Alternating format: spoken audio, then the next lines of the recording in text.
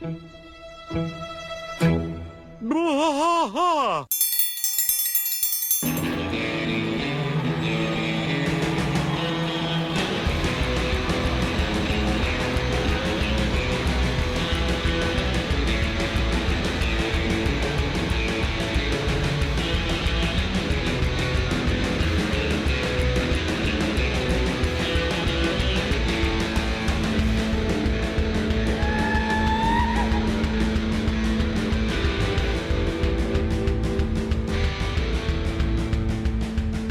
I trash fight all through the night, deep in the heart of Texas.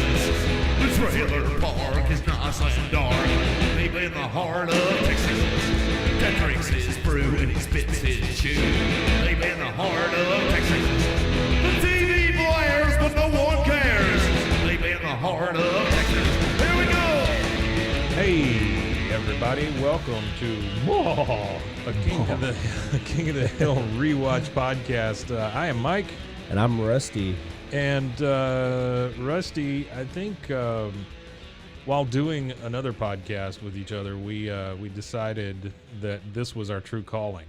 Yeah. To rewatch every episode of King of the Hill and comment on it, right? I think it was my calling from birth, actually. Yeah, before the show's inception, I was born and destined to rewatch King of the Hill. Yeah, some things find us, and we find some things. I think that you are a little bit of both there. No, absolutely. So, Mike Judge, creator of King of the Hill, and Greg Daniels, a man of many shows.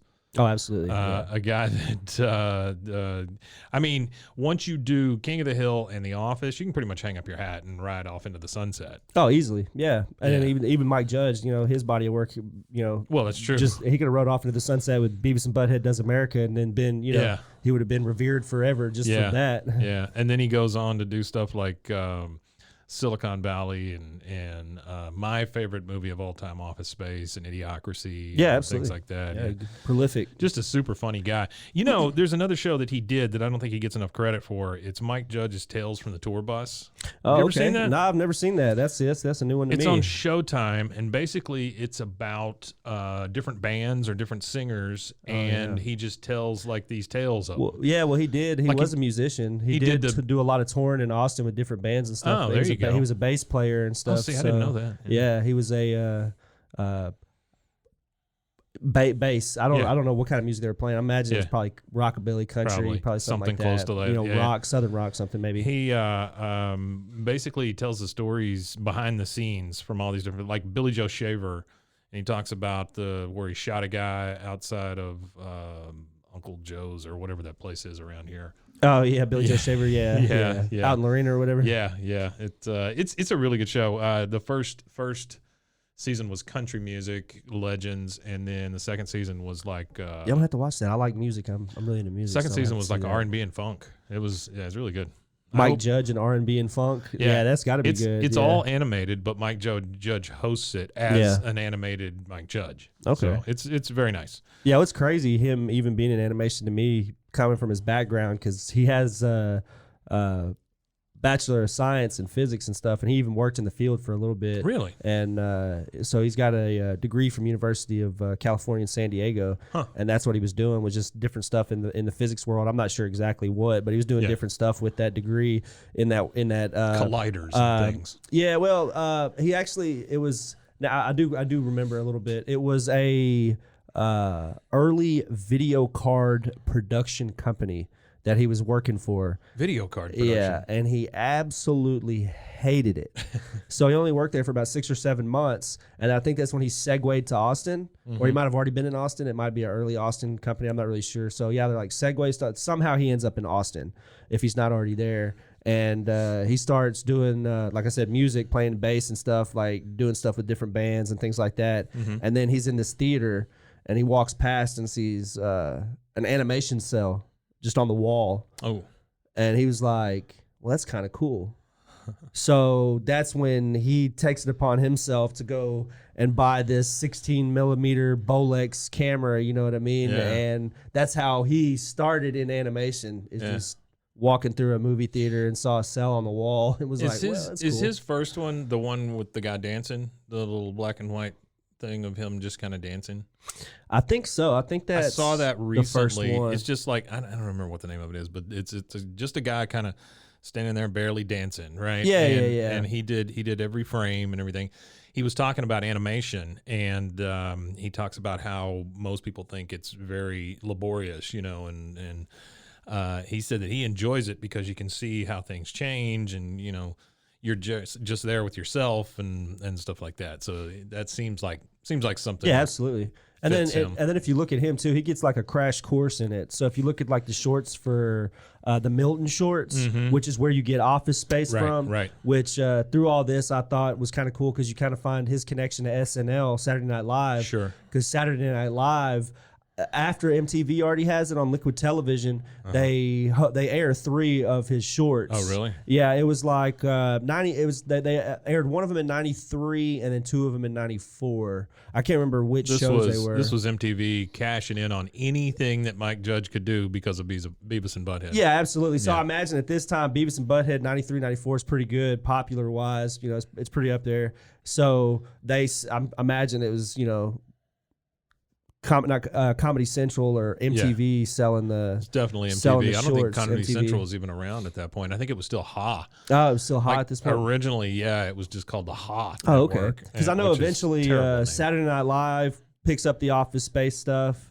and then they do the 3 episodes, and then I think Saturday Comedy Night Live Central picks showed up the- Office Space. Saturday Night Live what it showed was. the Milton stuff. Yeah, they showed three shorts. It was just 3 on, like I said, between it was 1 episode of 93 like and the- 2 and 94. Kind of like the TV Funhouse stuff or whatever. Yeah. Just to give him a showcase, you know what I mean? Just showcase Gotcha. his talent, and I guess Lauren liked it enough. But also, there's a cool connection with Greg Daniels. Yeah. Okay. And the Saturday Night Live Lauren thing too, because that's where he actually he starts with Conan O'Brien at the Harvard Lampoon, and then Conan and him go to Lauren together, and that's where they get there. That's their first break with Saturday Night Live. I've heard Conan talk about that, about those two moving to town together and being roommates and stuff. Yeah, they went to Harvard. Yeah. So him and Greg Daniels were at Harvard together. They were comedy writers for the Harvard Lampoon together. They leave Harvard together. Which ultimately known as National Lampoon. Yeah, National Lampoon. Yeah. Yeah, So they leave together. When they leave together, they go to Saturday Night Live together. They do Saturday Night Live together. Well, Greg leaves first. And they're both writers. Yeah, they're on both this, writers. Yeah. So Greg leaves first and goes to The Simpsons. Oh. Well, follow suit. Conan follows him, and he goes too. So Yeah. that's where they all. That's literally their end of their togetherness is The Simpsons. Because after Right. that, Conan obviously goes to the late night stuff, Right. and then Greg goes to TV show creation from there. Yeah. So that's when Greg leaves The Simpsons, and then boom, he goes to work on King of the Hill with Mike Judge. So back to Mike Judge. So he does the Office Space stuff and all the shorts. Well, he develops in 92, what you showed me was the Frog Baseball. Right. So he develops that in 92, and that's where you first see Beavis and Butthead. Yeah. So. Yeah. Frog Baseball is that little short that I saw at the Dobie in Austin one time, and it was part of a Spike and Mike's Twisted Animation Festival. It was my first, I guess, the world's first exposure to Beavis and Butthead. Yeah, absolutely. Okay, so we're kind of caught up with what got these guys here and who these guys are for the most part. So, being that this is episode 1, I guess we start with the pilot. Episode 1 of season 1 aired January 12th, 1997. The pilot, yep. Yeah, and that marks the debut of almost everybody that you see in this series, with the exception of like Lucky and folks like that. The Hills and then the satellite friends. Yeah, they were going to add the Laotian family, so the first episode was supposed to be where you meet the Sufanusin phones. Yeah. But they didn't think that was a great way to introduce like the characters by adding characters in while they're introducing characters. They didn't think would be a good idea, so they went ahead and left that for a later episode. But you get your your core base, like people that you see in every episode. When you look at the number of characters that are in this, I mean, it's basically the stable, the ones that are always there. Hank, Peggy, Bobby, Luann, Dale, Nancy, Joseph, Boomhauer. I never knew that Boomhauer's first name was Jeff, but Boomhauer. Nobody does. You don't find that out until that very last episode when he sets his ID on the. Yeah. Bill, Buckley, which is one of my favorites. John Redcorn, Cotton, and then Luann's parents are just kind of mentioned. And then, of course, Anthony Page, who nobody knows who that is. Yeah, nobody knows who that is. So Big boy. Here's my first so when you start watching this thing, number one, I will say, and this kind of goes throughout season 1 and 2, Hank is way more angry than he is later in years. Yeah, he does show a little bit more anger, but I mean, he gets like beat red. Yeah, at one point, beat red, very angry. But just like that, I don't want to talk about later episodes that are further out, but even in further out episodes, it's always due to somebody else's stupidity or lack of common sense. Yeah, it's common sense thing always. So he's never just pissed off to be pissed off at the world. He's never just sitting there mad. It's not like Hank gets up on the wrong side of the bed or anything. No, I feel like Hank wakes up every morning and he's just ecstatic to go deal with propane and pet Ladybird, and he loves propane. Love his boy. The man loves propane, and we do find out in this episode that he sells propane and propane accessories. That's the first time that it's mentioned. So when this show opens up, and it's coming from someone who's watched the series, and I know you've watched it through many, many times, but I have as well. And later in seasons, you don't get any kind of intro or beginning before the credits just come up, the main credit screen. On this one, you get introduced to basically the town. So there's like a wide shot of the whole town, and you're following a mosquito that ultimately lands on Hank's neck, and he swats it away. And then you see that Hank and his friends are all around Hank's truck talking about what's wrong with it. Yeah, I really like that mosquito, the mosquito kind of introduction, because it kind of reminds me of Forrest Gump with the how the feather floats in. And you kind of get like a long shot of the town that he's sitting in on that park bench. That's true. I didn't even think about that. But it makes me feel like we're the mosquito for the rest of the season, for the rest of the show.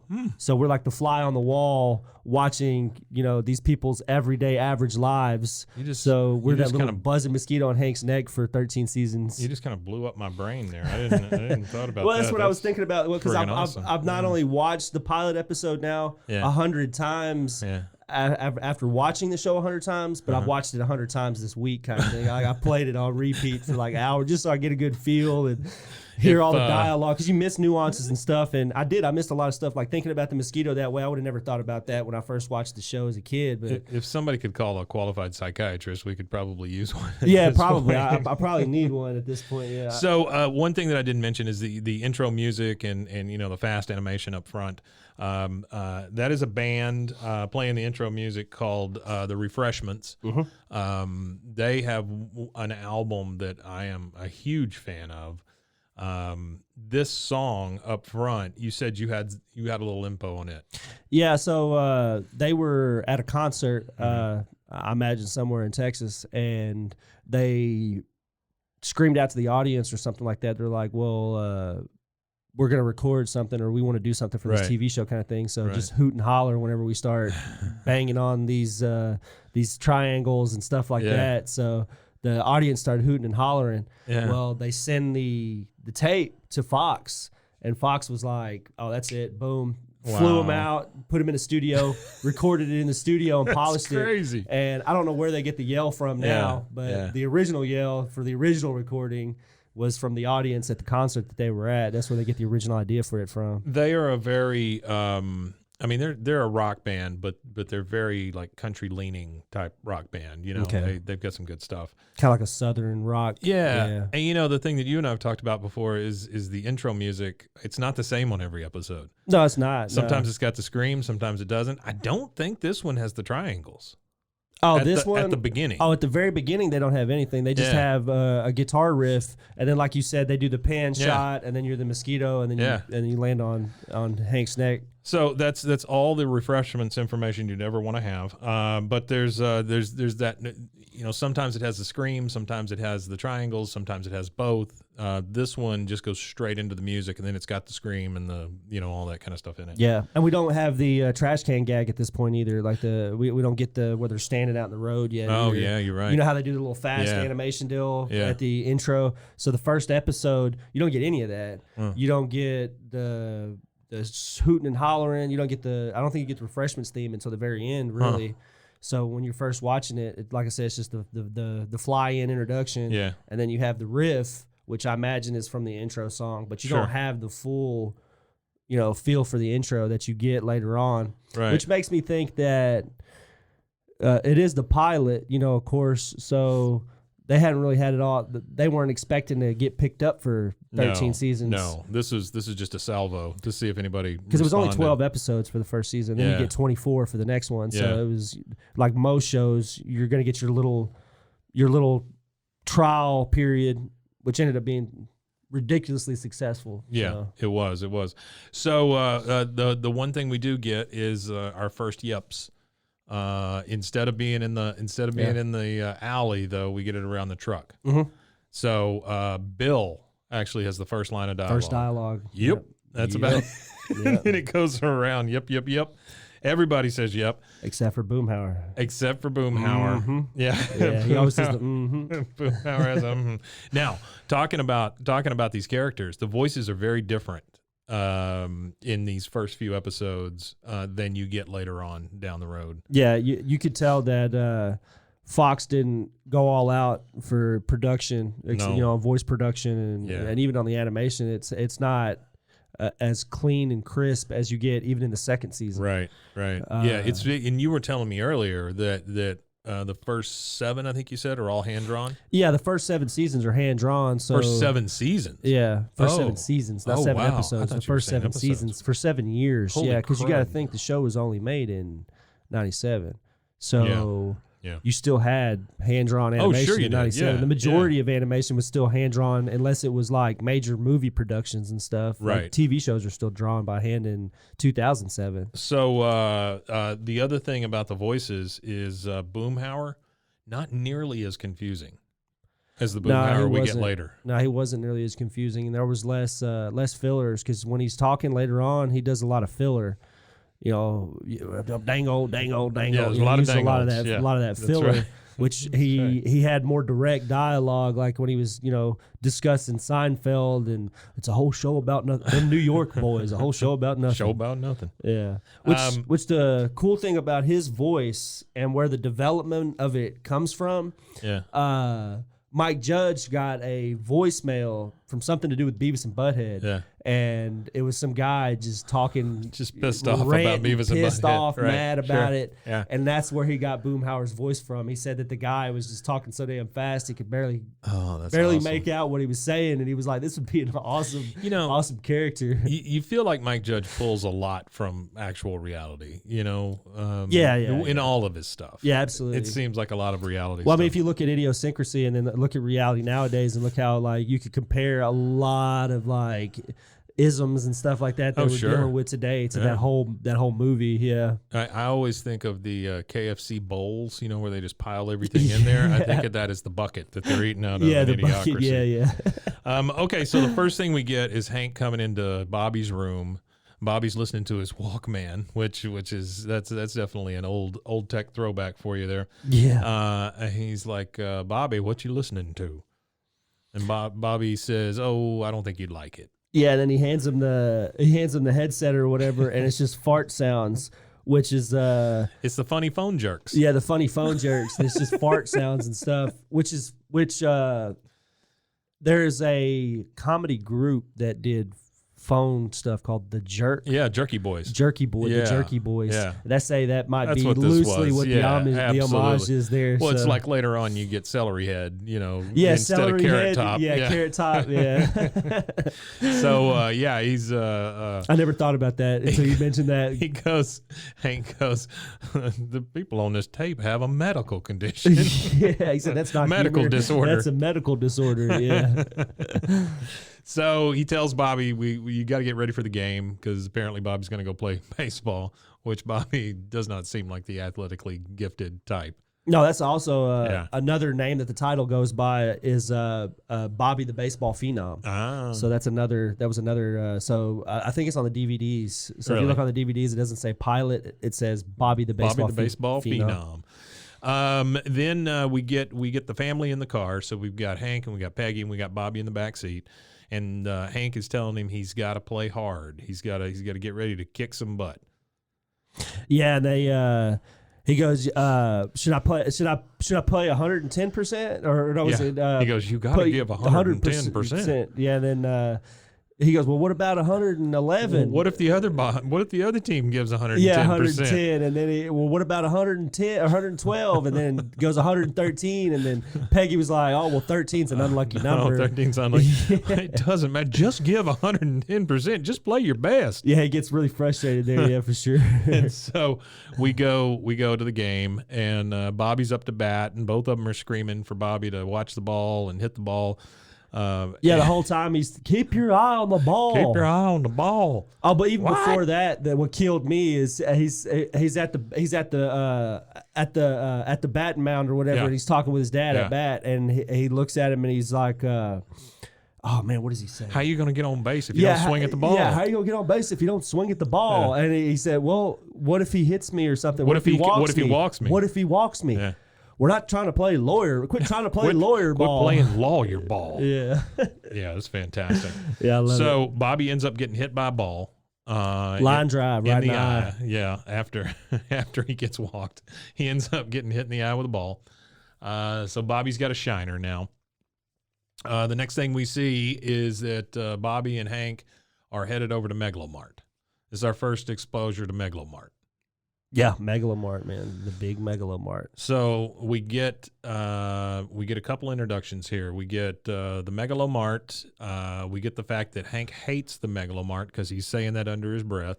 He tells Bobby he's got to stop in and get a tap and die and some WD-40, which if you don't live in Texas and maybe WD-40 is not national, I'm assuming it is, but around here, it's duct tape and WD-40 fixes just about everything. And if you don't know what a tap and die is, go to Home Depot and go ask.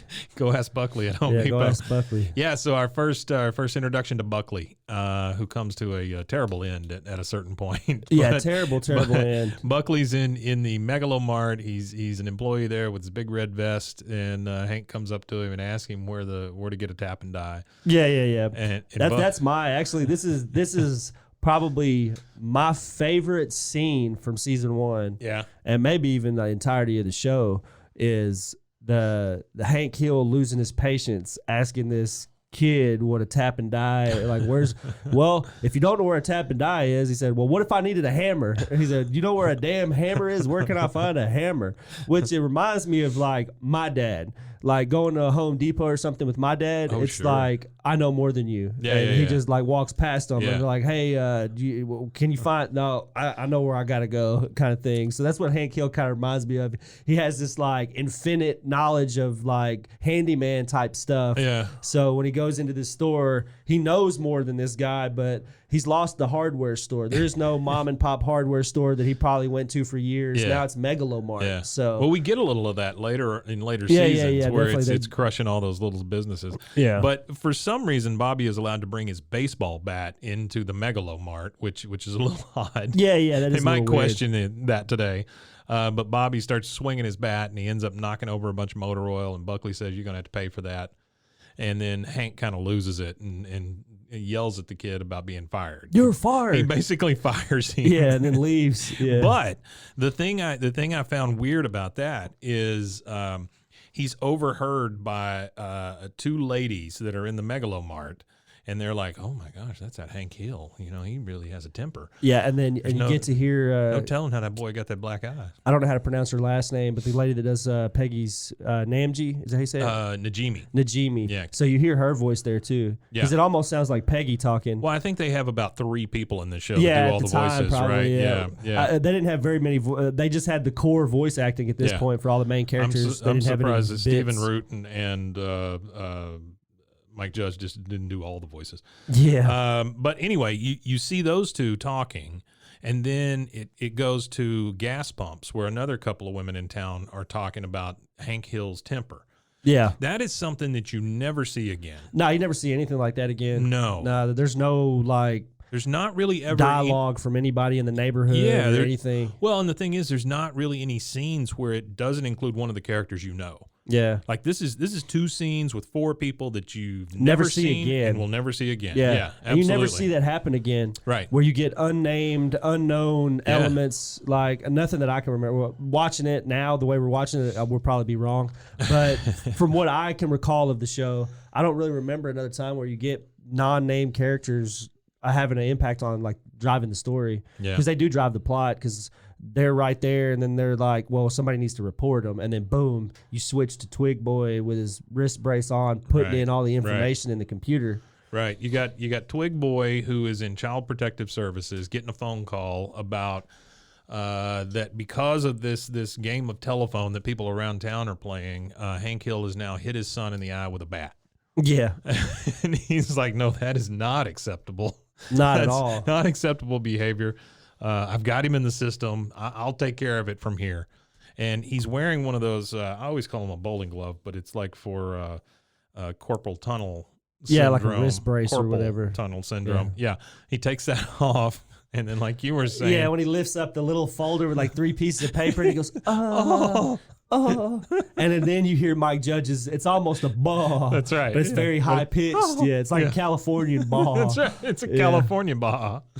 So we now go to Hank and Dale, and they're talking about they end up talking about global warming, which you and I have talked about this before, how this show was way ahead of its time in talking about global warming, transgender, all kinds of stuff. Oh, I mean, yeah, there's all kinds tons of stuff in here that could easily have pegged Hank as like a MAGA guy or a far right-wing Republican or whatever, but Hank ends up being a centrist throughout this whole thing. Yeah, absolutely. Well, that's the thing is his biggest, the biggest thing about Hank Hill is common sense. Yes. So he takes a common sense approach to everything in his life. Yes. And politics is one of the things he takes a common sense approach to. It's hot outside. It shouldn't be this hot outside. If it gets 1 degree hotter, Dale, I'm going to kick your ass. If it gets 1 degree hotter, I'm going to kick your ass. All right. So one of the other 2 things that I brought up to you is in this episode, we get the first 2 instances of Dale Gribble running away. Yeah. So they're working on the truck. And Hank's cussing pretty much at him and well, he keeps hearing the ball inside too, bouncing off the wall. He's frustrated with the truck. He's frustrated with the lack of common sense in his buddies that are supposed to be helping him fix the truck. And then he's frustrated because he can't discipline his son and stuff like that. His son. Oh no, we haven't gotten that yet. No, it's just Bobby inside bouncing a ball off the wall. Yeah, he doesn't know what that sound is. He's trying to figure out what that sound is. Which I didn't understand why he would be throwing a baseball against the wall inside of your home anyway. Well, Peggy comes up and says, "Okay, you need to go outside now. You've been inside long enough watching TV." And then some guy starts crying on TV, and she just lets it all go. That poor man. That poor man. Yeah, like she forgets. Yeah. But yeah, Dale is trying to help, and he screws up Hank's truck, ends up backing it into his garage door, which we never see fixed or whatever. Yeah, never see it fixed. But Dale just like, okay, I got to go. And he jumps over the fence. That's the first time. Yeah, he jumps over the fence. And then the second time, Hank is actually trying to fix the truck, and he's hearing the bouncing off the wall and all that stuff. And yeah. Dale basically helps close the hood on Hank and beat him up and all this stuff. And then he just like, and jumps over the fence. Jumps over the fence again, yeah. That's right. So, then Hank is basically reached his tipping point. He's pretty pissed off at this point. Oh, and before that happens, Bobby ends up hitting his mother with the ball in the head. Yeah, it bounces and he hits her in the Yeah, forehead. it was just a complete fluke kind of thing. It hits her and gets her a big lump on the head. But that's when we get a visit from CPS. Yep, you get the visit from Twig Boy. Twig Boy, eventually known as Anthony Page. But yeah, Twig Boy is where you get him. And Yeah, he comes in, sits down, and he starts doing like the interview or whatever with the family. Yeah. And then eventually he goes throughout the neighborhood asking everybody about it. And even Dale has good stuff to say about Hank, which is kind of weird because later on you have situations where people are asking stuff about Hank and Dale like slanders him. You know what I mean? The worst best friend to have. Dale kills his front yard, everything. All kinds of stuff. So this is the first mention in this interview of Hank's narrow urethra. Yeah, which Hank is not proud of, and asked Peggy to not mention his glands. Yeah, and then also that's where Hank gets mad, and he says, "Now you listen to me, mister. I work for a living. That's right. And I mean real work, not writing down gobbledygook. I provide the community with propane and propane accessories." That's right. You get a lot of information out of that one little speech where Hank is getting so pissed off. Yeah, he gets pissed off at bureaucracy, too. He starts, because that's pretty much what he says. He's like, my hard-earned tax dollars go to pay for Twig Boy and the bureaucracy. And as he's getting a little loud, of course, Twig Boy says, "Mr. Hill, loud is not allowed." And that really pisses off. Loud is not allowed. Why you? And that's when he kind of goes into his tirade. In the middle of it, this is another very Texas thing that happens here. He says, "Peggy, get me my BC headache powder." Yeah, honey, get me some BC headache powder. Yeah. You never hear BC headache powder out of anybody but 80-year-olds. Yeah, that's it. It's fantastic. So as the interview guy goes around the neighborhood, he ends up over at Dale's house, and he's interviewing Dale. And of course, Dale's like, "Oh no, he'd never hit his boy. You know, he's very proud of him, and that's all he's got because of his narrow urethra." So he brings it up again. Yeah. And then he goes, "If you don't believe me, believe my son. He's his best friend." He calls in Joseph. God, I don't know. I couldn't think of it. All I could think of was John. He calls in Joseph, and that's the first time we see that Joseph is basically John. Well, that's all Nancy can think about is John. Yeah. So he says, "Hey, Nancy, bring us a couple of beers." And she goes, "Sorry, can't, hon. I got a migraine treatment with John Redcorn." Yeah, then they're standing right at the door. She's running out. He says, "You've been going to that John Redcorn for 12 years." And she says, "Well, healing takes time." Yeah, healing takes time, baby. And it's John Redcorn. It's always Suge. Yeah, Suge. John Redcorn out in his Jeep playing Foreigner Hot Blooded as she goes out and whisks away with him. And then you see Joseph and you realize, oh crap, Joseph is Joseph John Redcorn's son. Yeah, John Redcorn's son. Yeah. That's right. So you get like on the information about these characters is like with a fire hose at this point. Yeah, because it's just oh my God, it's all this information. You get a lot of information, and then like we were talking about well, Greg Daniels' influence on the show, you get like the conspiracy theorist nut that Dale is. Dale at first was supposed to be just a toothless, slack-jawed redneck. Really? Yeah, he's supposed to just be. I mean, that's what pretty much everybody around Hank was supposed to be before Greg came in. So you had Boomhauer, you had Bill, and those are the only two that existed at that time. And you had Dale as well, but they existed as just satellites, redneck satellites that weren't even really supposed to as strongly developed as Greg helps with. So Greg takes that experience from writing with Saturday Night Live and fleshing out characters there, and then he went to The Simpsons and fleshed out characters there. And if you look at his influence on The Simpsons, back in the early seasons of The Simpsons, there was always a morality to the end of every episode, which it loses eventually. You lose that in The Simpsons. But there was always some kind of like message, which you get in King of the Hill. You never lose that in King of the Hill. It's always there. It's always there, and that's because Greg Daniels never leaves The Simpsons. Yeah, and King of the Hill. He stays in King of the Hill in perpetuity till the end. The other, and sorry, a little side on Greg Daniels, but I know that The Office was based on the UK Office, but there's got to be a little bit of Dale in Dwight.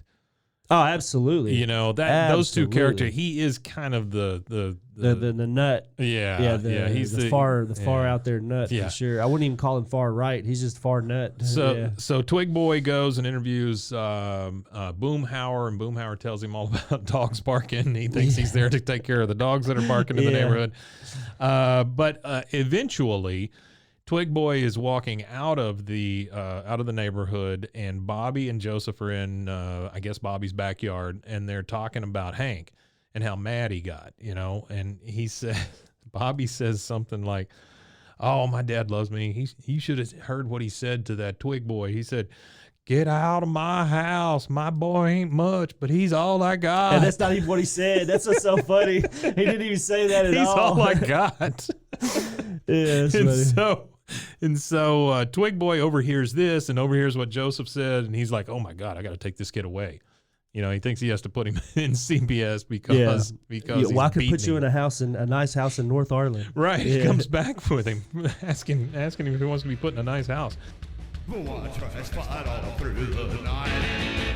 Deep in the heart of time.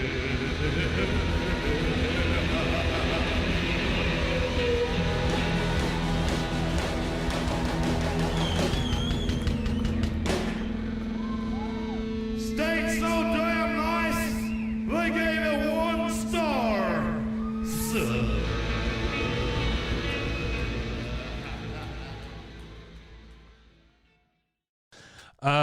Let's see.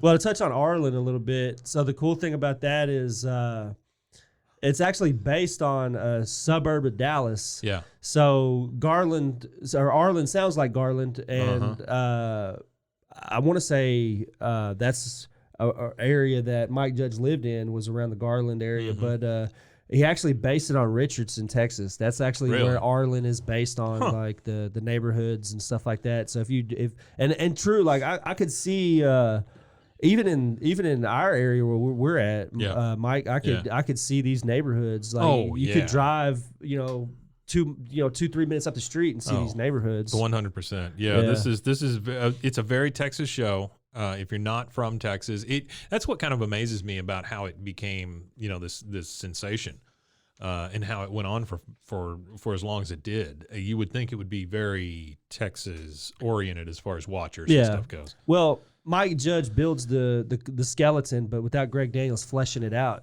Sure. It wouldn't, because one of the research methods that Greg uses, even for The Office and Parks and Recreation and stuff like that, he makes people go. He makes his writers go. Like, hey, you go and check out what it looks like to be in a local government for Parks and Rec, or hey, you go sit in an office space, and I've got a guy that's going to let you go and observe, an office kind of thing. So that's what I think is really, really neat about King of the Hill, and how they actually went to the neighborhoods and kind of went and sat in like cafes in these little, areas, and walked these streets and stuff to get all this like research for these shows to make it feel so intimate. It feels like people, like we've discussed. It feels before. Familiar. Yeah, very familiar. Like any neighborhood that you've ever been in, kind of thing. So talking about how we're getting fed from a fire hose here, the other thing we get is the backstory for Luann, why she's at Hank's house and all that, because she is his niece. She says that Mama's back in jail because she was saving a quart of beer, and then Daddy went after her with a fork, and the trailer turned over. Yeah. Well, that's the funny thing, is that the trailer humor goes so far that they even get into a fight so bad that the trailer itself actually falls over. And the cool thing is we get a call back on that way down the line as far as the trailer turning over. Oh yeah. Because years later the trailer is still tipped over, and Hank and them go to tip it back over to put her in it. That's a tornado episode. Yeah. So we get that. We get Twig Boy showing up and trying to convince Bobby to come with him. Hank yells at him again, and then he chases him off. And again, this is Lady Bird barking at somebody, which is a weird occurrence, because you only get that like 3 times in the whole series. Yeah, Lady Bird's usually she doesn't just bark at him. Yeah. And we find out later on that she only barks at things that make Hank uncomfortable. Yes, very much so. Like California bureaucrats or repair guys. That's right. That's right. So we kind of fast forward a little bit to Bobby taking advantage of the situation. Phone call. Well, first we see in the CPS office the supervisor and Twig Boy sitting together. They're having a meeting about this. And he says, and Twig Boy says, well, he got hit with a baseball. And the first thing that guy says is, well, did you talk to so-and-so? Yeah, the Little League coach. He said, well, who's that? The Little League coach. Yeah. And he's like, gulp. He does that big gulp. Yeah. Well, no, I didn't. And then that's when that guy picks up the phone and He said, Bobby conveniently answers it. And he says, "Where are you from again?" Yeah, where are you from again? L.A. L.A. Yeah. Yeah, L.A. I like how he says L.A. L.A. But then he calls the Hill House, does the supervisor, and says, "Okay, the whole thing's called off. The Twig Boy's going back to L.A. We're sending him back to the L.A. office." And Bobby uses this information to his advantage. Yeah, it takes advantage of that situation for sure. Yeah. Peggy and Hank come in. They ask him who was on the phone. He goes, "Oh, it was the wrong number." And then Bobby decides he's just going to go all out and be a complete twerp. Oh, and he and doesn't Hank just off. go all out. He goes like at one point he's sitting in the driveway with a stop sign and a drill. Yeah, Like he broke a stop sign off and he's sitting in the driveway just drilling into it. He and Joseph are they're moving a extension cord for Hank, and he gets the garage door opener and he's playing with it. Up, down, up, down, up, down. He's pissing off Hank, and he says to Hank, "Your hostility invalidates our parent-child contract." And I got to tell you, there is no better way to piss off Hank Hill than for his son to say, "Your hostility invalidates our parent-child contract." But that's the funny thing about all that hostility and stuff like that is that's the reason why Hank has so many internal issues that we see develop is because of his relationship with his father and how strained it is. Yeah. So like we learn so much about because there's even an episode where Hank can't even shoot a gun. Yeah. But he's like this Texan, so it's like this super like taboo thing that he can't shoot a gun. But it's all cotton. But it's all did it. cotton. Yeah, So. he's talking to Peggy at this point, and he talks about how. Well, actually, no. First, what happens is you see Bobby just kind of going nuts, doing all this stuff, and Hank trying to not get pissed off at him because there's people walking around and they're overhearing it and things like that. Because Hank at this point doesn't realize that the investigation has been called off. Yeah, nobody knows at this point. Yeah, Right. Peggy doesn't even know at this point. I will say there are two things that happen in this time that I really got a kick out of. One is Hank making a bacon and bacon grease sandwich, which is fantastic. That's Southern. He bypasses the mayonnaise and just uses grease. That's instead Southern. on white bread. Bacon grease on bread. No, It's love just it. it's just white bread, bacon grease, and bacon. You That's don't do the whole that? You never sandwich. done that? Man, I don't know that I've ever put bacon grease on Well, bread. next time you make some bacon, You got and it. even if you don't put the bacon grease on the bread, just dip it in the bacon grease and eat the bread. I'm gonna go it's ahead. awesome. I'm gonna go ahead and get my tombstone ready. And Get then it I'll- ready, and then I'll yeah. eat some of that. Yeah, that'll be great. Get a heart surgeon on standby. and then Luann comes in and says, "Uncle Hank, I went in to use your truck this morning. It wouldn't start, so it was a clogged fuel pump. I went ahead and fixed it." So this is where we get Luann may be smart and just in a dumb package. Yeah, well, I think it is. It's almost a joke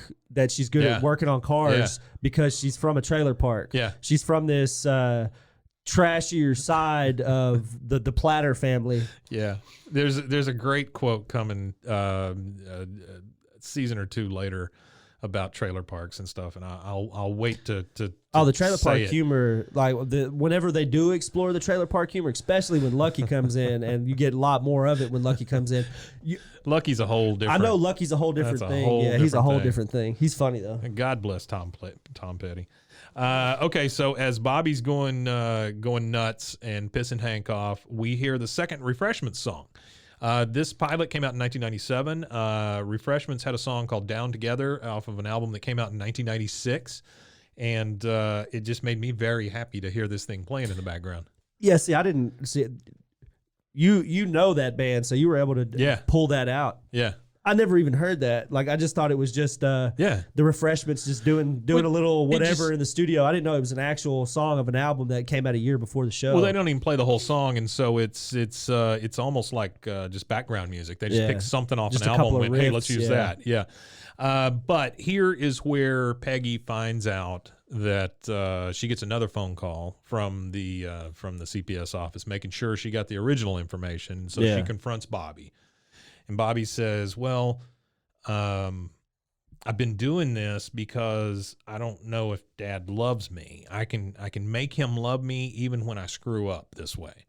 And so that becomes a big deal. And Peggy goes to Hank and says, "Hey, listen, I don't think Bobby thinks you love him."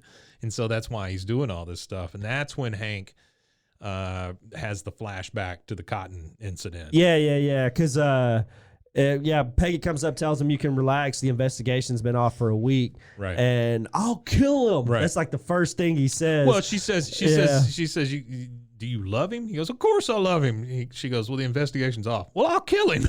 Yeah, absolutely. It's within a he said, breath. it's hard, Peggy. I don't want to lose my little boy. Yeah, That's right. That's right. My That's only right. son. Yeah. And so she convinces Hank to go out and talk to Bobby and tell him that he loves him.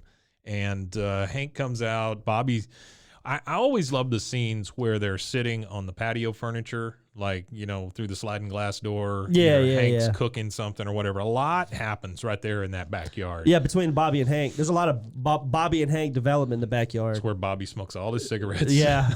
They start smoking cigarettes together, yeah. But Bobby is sitting at the patio furniture. Hank comes out and he's stammering and hemming and hawing. And the one thing I noticed is Hank's not wearing any shoes, which is weird for Hank. Which is weird for Hank. Yeah, he's in his sock feet, which is really odd. Which the funny thing to me is how hard it is for Hank to even show emotion to his son. Oh, yeah. Like he literally is. He goes. Whenever he's trying to talk to him, he's like, he makes some weird noise. It's almost like weird noise, and he goes, hell, that's a weird sound. I never made that before. It's almost like he's asking out a girl on a date or something. Yeah. It's just so uncomfortable so for him. hard. And then he says, damn it, boy, I love you, or something like that, right? And Bobby's Damn it, you're my boy. Yeah. That's right. He goes, punched him in the shoulder. Damn it, you're my boy. He goes, you're not embarrassed by me? Damn it, you're my boy. Yeah. Punches him. You're in the not a shoulder. disappointment. You make me proud. Yeah, and then that's funny because right after you see Hank kind of like slug him a little bit, just playing around, you see the bus go by. Yeah. And there's Twig Boy sitting there. Twig Boy's on the bus. He's sitting next to this big old country guy with a hay straw in his mouth, and he goes, "Did you just see him punch him? I knew I was right." What are you talking about, Twig Boy? What are you talking about, Twig Boy? Yeah. And then scene. Yeah, it was awesome. It's a great episode. Great episode. Great way to introduce all the characters and everything. The one thing I did want to talk about here at the end is you see this, and later episodes, they flesh it out a little bit more, but you see the title card come up at the end after the credits. And there's 3 production companies: Deedle D Productions, Judgmental Films, and 3 Arts Entertainment. And then later on, you have selected quotes from the show or whatever that play whenever you see this card. Yeah, like they'll have Dale, like right before the 20th Century Fox sound or whatever. You have like some Dale's random saying quote. something, or whatever. But just to kind of cover these things, Deedle D is Greg Daniels' production company. Okay. And Greg did, of course, The Office, Parks and Rec. He does a show currently on Amazon called Upload, which I was not a huge fan of. And then he also is producing Space Force for Netflix with Steve Carell. Steve Carell. I wasn't a huge fan of that either. Still not a great show. There is one scene in Space Force that makes me When I first watched it, it was laugh. pretty funny. The first episode was funny, and I thought it was a good premise or whatever. But, I mean, it's hard to recapture. I will say, though, there is one part of one episode that harkens back to Office, King of the Hill, everything. Yeah. It's when they send that monkey into space and the monkey ends up eating the dog. Yeah. That's fantastic. That is fantastic. That is pretty The funny. monkey eats the dog, and then the monkey is just like flipping around and flying everywhere. Yeah. That's one of the best. Yeah. But anyway, Deedle D is Greg Daniels. Judgmental Films is Mike Judge's, and of course we've kind of talked about him, but.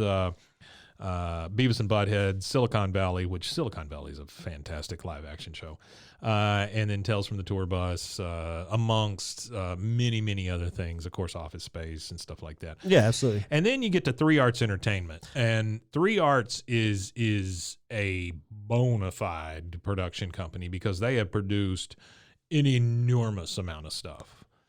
And so you have to. They're probably like the big production house that Fox uses for whatever. That's what I'm saying. Well, 3 Arts has done movies and TV. Oh, so they've done other stuff. They've done so much. But are they attached to Fox though? For all the stuff you're talking about, is it all Fox Productions? No. It's all over the place. It's all over the board. Okay. Yeah, but what I'm thinking, and this is just me thinking this, but I'm assuming that 3 Arts was the actual production company on this, and this is where Deedle D and Judgmental Films get their start. Basically, they Yeah. become production companies because they're helping, do all this Produce the stuff. show. It's which kind of is like smart. somebody. It's kind of like somebody being an executive producer the first time or something like that. Well, kind of like the David Letterman stuff on the other podcast. Yep.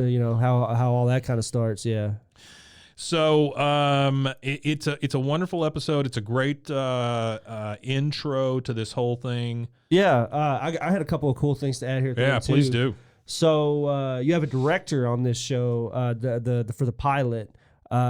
First, I'll talk about the pilot. So whenever they pitched this show, the pilot wasn't the pitch.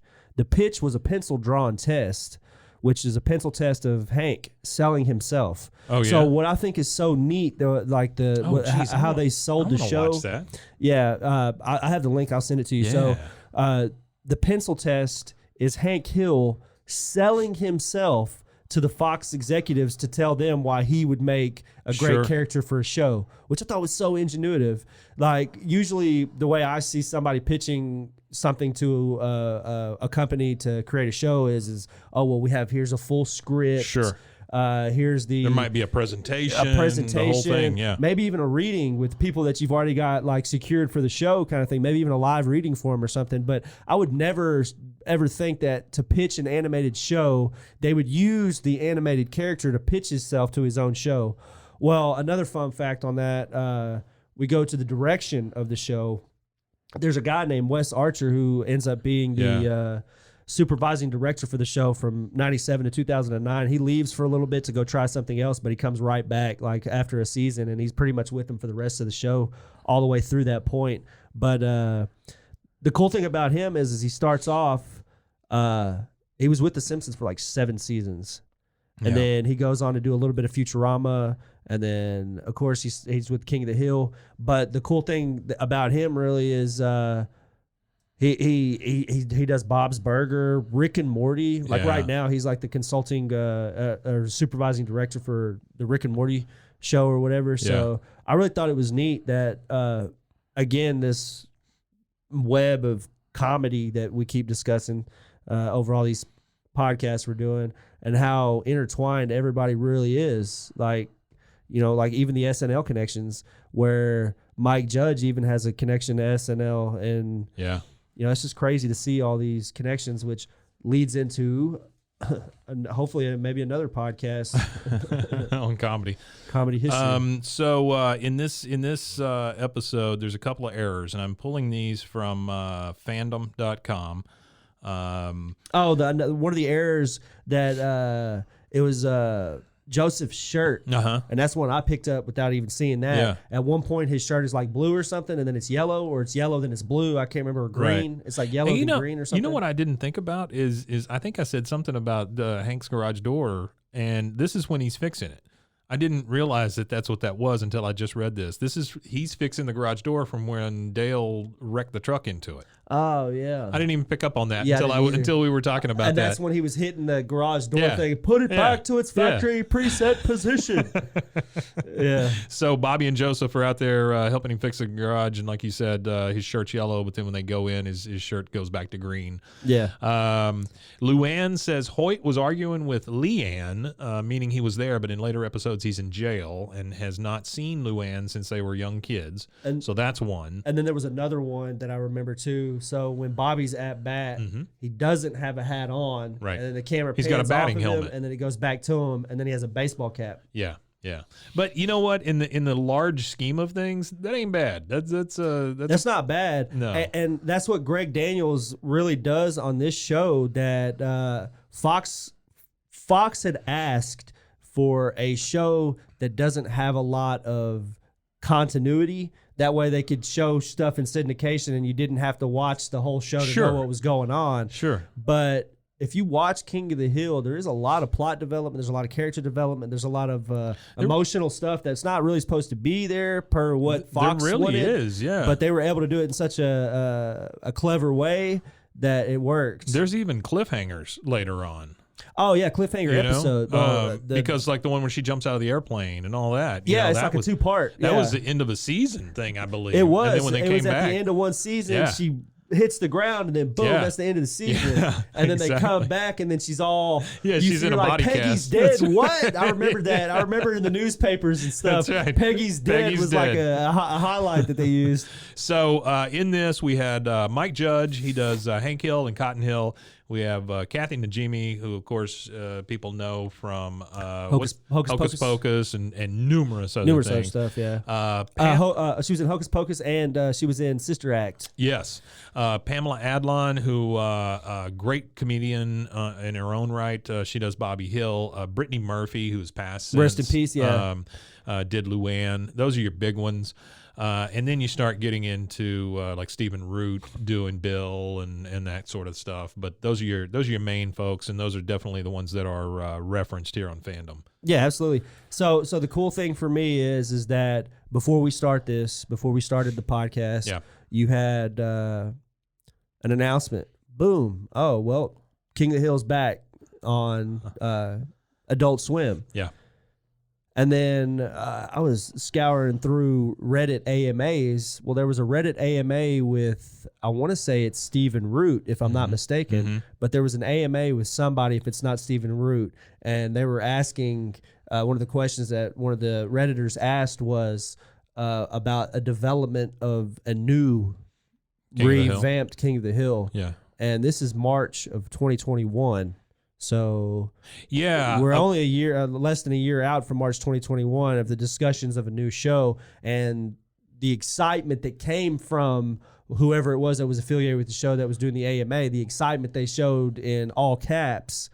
He said Mike Judge and Greg might get pissed off at me. He said, but definitely it's in the pipeline. Yeah. So what I've always heard is that Mike Judge is willing to do it, but he wants all the characters at their current age. He wants to age everybody which is up, fan-friggin-tastic. which is fantastic. It does with Tom Petty.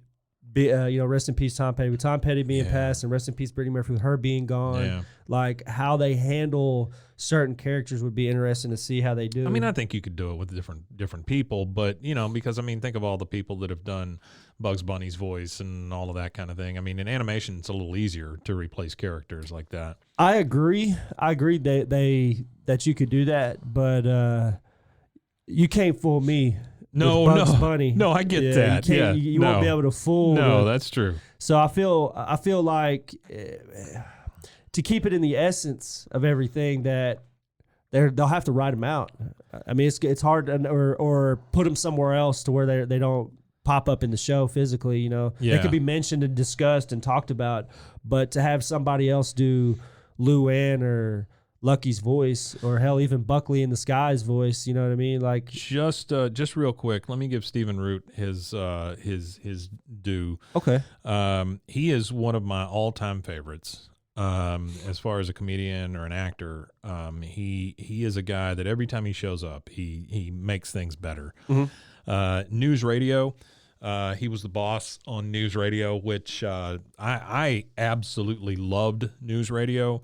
When Phil Hartman died, it was one of the saddest things because Phil Hartman was such a great guy. Funny guy. Never a bad thing said about him. Yeah, and it was really, really sad that he passed. But, Stephen Root has been in things like Finding Nemo. He was on Just Shoot Me. He was in Ice Age. Oh, he was on Just Shoot Me? Yeah, just one episode, but he was in that. Okay. He was on Grounded for Life, which also was a very good show. That was a great show. He was in Dodgeball. Is Stephen Root the grandfather in Grounded for Life? Yeah. Not the grandfather. Who is Tony Bustamante. Oh, okay. Yeah. And then he was in Dodgeball, which is a great movie. He was in Kim Possible. So he was a voice on Kim Possible. wow. Yeah, that goes back to some of your stuff. West Wing, he was on that. He was he's been on American Dad, which we won't say anything about that. Well, that's funny about American Dad too, is because American Dad, the one of the top guys for American Dad is also a King of the Hill alumni. Oh, really? Yeah, so that's it's that intersecting. As far as an actor, he was in No Country for Old Men. He was in Oh Brother, Where Art Thou? My absolute favorite. He was in Office Space. He is Milton from the Milton Shorts. Yeah, absolutely. He's the guy that wants the red stapler. Yeah. He was in Drillbit Taylor, which a lot of people will remember. He was on the Sarah Silverman show, Pushing Daisies, which was on I don't know what people HBO, would remember Drillbit Taylor, but yeah, I guess there's somebody out there that remembers it. King of the Hill, of course, 24.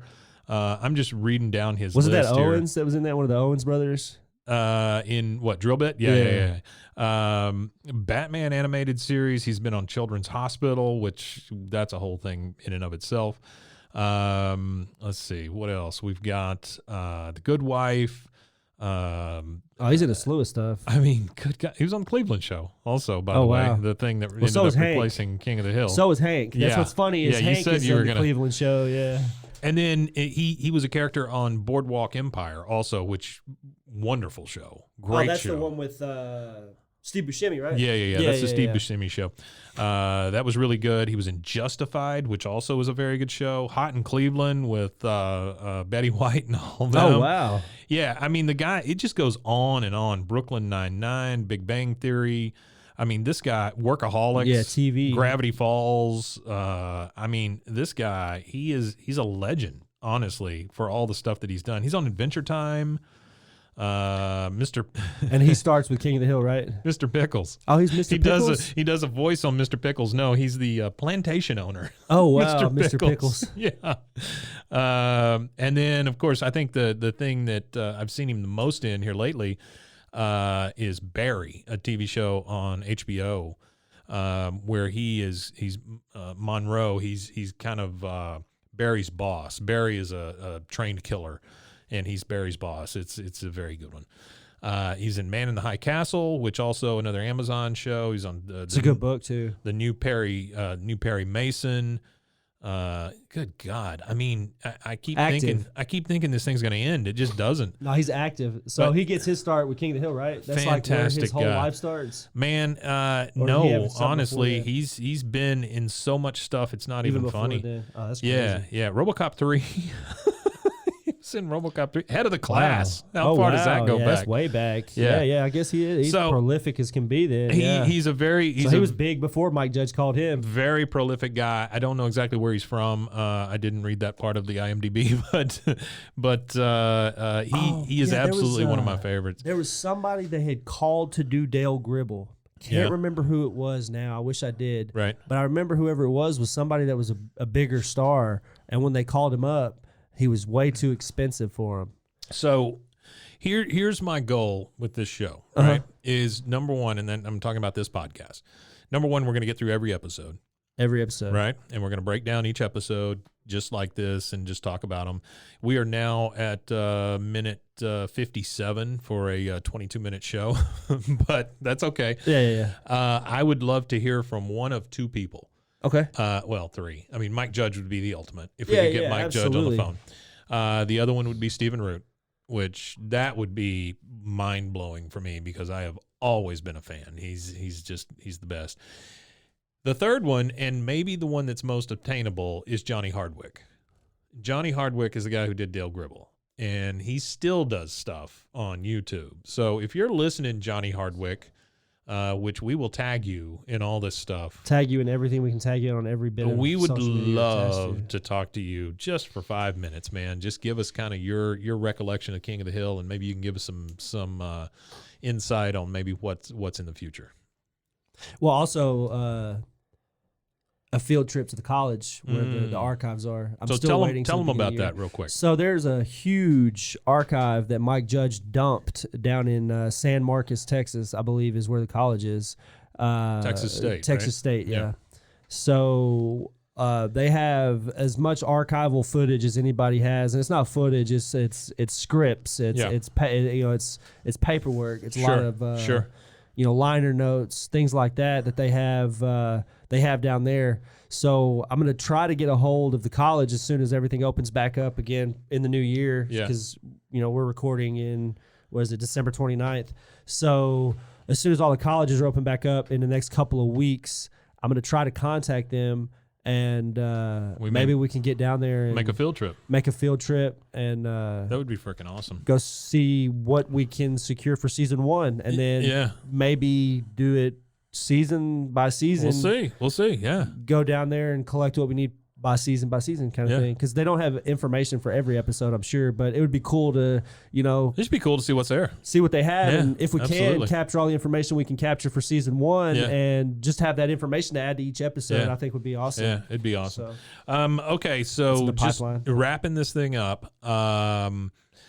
My memories of King of the Hill, when it came on, I was running an internet service provider here in town, and I remember the thing came on, and I want to say it was like around Super Bowl time or something, maybe, when this first episode dropped, and I just remember watching it and thinking, Actually, the Super Bowl that year was on the 26th of January. I looked it up myself because usually when they air a new show on Fox, they always do it right after the Super Bowl. Yeah, almost but all the this one networks was do that. around the Super Bowl, but it wasn't. No. So I just remember when it came on, telling the guy that I worked with, I was like, holy crap, that show feels like it was written for us, because it very much felt like people I knew, places I knew, situations I knew. Yeah, absolutely. I can absolutely, I walked in on my dad one time and he was frying sausage patties in grease. So like there was about an inch of grease there, and so they were under the grease, submerged. He was deep frying sausage patties. That is not very far from a bacon sandwich with grease. That was not far, not at all. Yeah. Because I mean, you got your own grease that the sausage makes, and That's then what you I'm saying. and then you put a layer of Crisco in there and frying it up. Yeah, you're gonna kill yourself. Deep frying his sausage patties. So yeah, that's this show, and the thing about King of the Hill is I had forgotten how much this show means to me, and then just as a lark, kind of when you and I met, because of your avatar that you use, which is Dale, I thought, well, I'll give it a shot. I'll try rewatching King of the Hill, and I'm telling you, since I started that, I haven't stopped. Like, I've gotten through the whole thing, but now I just kind of selectively pick and choose. It's become The Office. So The Office and King of the Hill are always on for me, for the most part. I acquired all 13 episodes, so I'd have them. Seasons? Yeah, seasons. Yeah. I acquired all 13 seasons, so I have like. I like the word acquired. Yeah. That's nice. Oh, yeah. Nice job, Rusty. Our matey, but nice job, Rusty. I acquired some lumber. Well, no, it makes it sound like maybe they weren't all bought. Yeah. Sailing the high seas. So when this debuted, where were you? What situation were you in? 1997. Okay, so I moved here to Waco in '96 from England. From England. Yeah. So we touched down in '96. You were probably hyper aware of all of this, like Texas stuff. Yeah. I was really like, well, I grew up with my dad. My dad's Texan, so when the first 6 years of life, I walked around. My dad had cowboy boots, cowboy hat. He was Tex. You know what I mean? He was Big Tex from the fair. Yeah. So in England, that's what everybody knew him as. He was the big Texan guy. He was the big country guy. He was the wild. My mom had to send my cousin to go collect him one time, and he was at the grocery store, and there was like 15 cops surrounding him because they shut off one of the grocery lines while the store was busy, and they shut down one of the lines, and he was like, he started ranting and raving inside the store. He said, "Tell me where a hammer is." Yeah, tell me where a hammer is. And so my first really, so it airs in January, and I'm really big on TV at this point because I'm trying to understand a lot of the things that kids are interested in that I don't know. Yeah. So TV becomes a friend, whereas I don't have a lot of friends because I don't have a lot of relatable experiences to a lot of kids at this point because I grew up in in England. It was a neighborhood with 60 houses on one side of the street and 60 houses on the other side of the street. You could slap your neighbor's door. Right. So it was not more that way community, here. and it's not. It was not at all. I didn't feel like. It didn't feel as the community felt different. It was a community feel, but it was a different feeling as I could go down the street and I didn't have to have my mom holding my hand to go knock on somebody's door or anything. Sure. I didn't have to go ask permission to go hang out 5 houses down. I just walked down there kind of thing.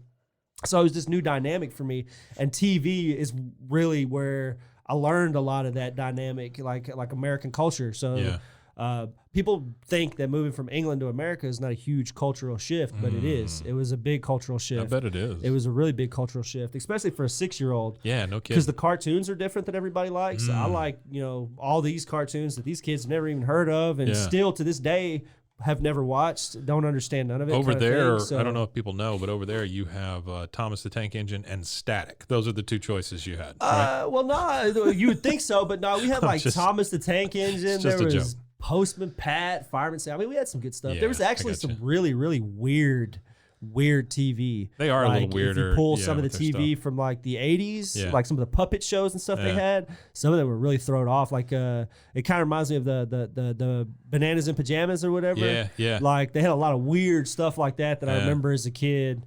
Teletubbies was not a stretch for you. No, Teletubbies was not a stretch. Yeah. Teletubbies was actually a fan favorite. Yeah. My little sister was old. I wasn't old enough for Teletubbies, but I used to watch it with her, and I was like, this is almost psychedelic to watch. Yeah, you it know? was weird. The sun smiling at you and stuff.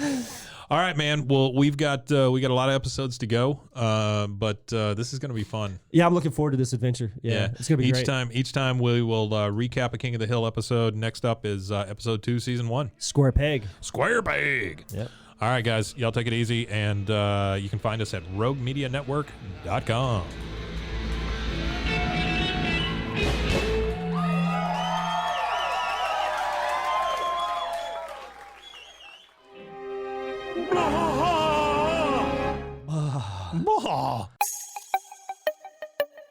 This has been a Rogue Media podcast.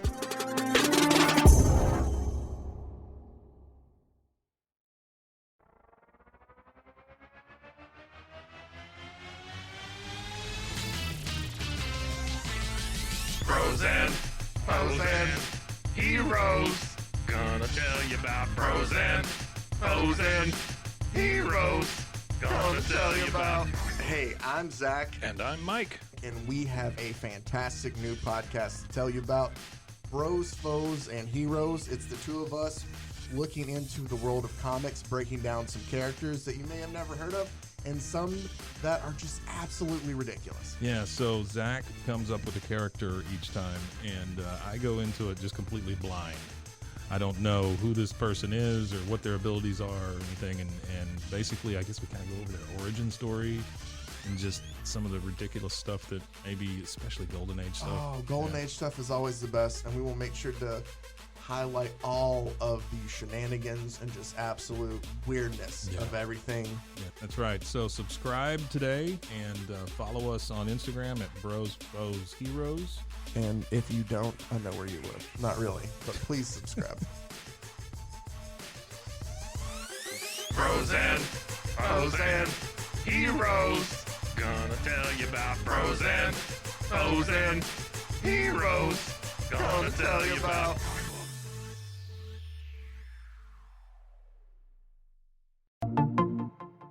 Welcome to One Star Rewind, a new podcast about those dreaded one-star reviews that every business owner hates to receive, but yet every customer loves to read. During this podcast, we will peel back that one-star review to better understand how it happened, when it happened, and what the business owner is doing after receiving that one-star review. This podcast will be about love, hate, and laughter. On One Star Rewind, we will meet with real business owners who will tell their stories and how they do rely on reviews for their business. Follow us on Facebook, Instagram, or download us at roguemedianetwork.com. Please subscribe, but only rate and review for not a one-star review. Join us each time for a new review and a new story.